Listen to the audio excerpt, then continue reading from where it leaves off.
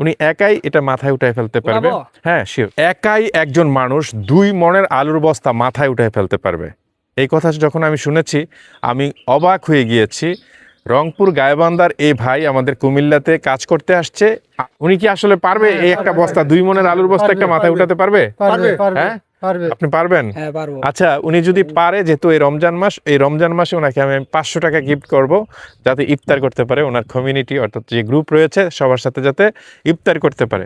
তবে আপনারা অবশ্যই দেখবেন, কারণ হচ্ছে যে আমি দেখব যে উনি একটা বস্তা, দেখেন আপনারা এটা একটা বস্তার মধ্যে কতটুকু থাকে? 65 কেজি। 65 কেজি, তার মানে 1 মণ কত কেজি হয়? 1 মণ 25 কেজি। 1 মণ 25 কেজি।